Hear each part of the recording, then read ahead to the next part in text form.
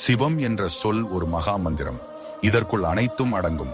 சிவனே முழுமுதல் கடவுள், ஆதி அந்தமில்லாதவர் என்பதால் பரமேஸ்வரன் என்றும், எந்த காலத்திலும் நிலையாக உள்ளதால் சதா சிவன் என்றும், நடனத்தின் இருப்பிடம் என்பதால் நடராஜன் என்றும், தெய்வங்கள் அனைத்திற்கும் தலைவன் என்பதால் மகாதேவன் என்றும், கங்கையை தலையில் சுமந்ததால் கங்காதீஸ்வரன் என்றும், ஜகத்திற்கே ஈஸ்வரன் என்பதால் ஜெகதீஸ்வரன் என்றும் எத்தனையோ நாமங்கள்.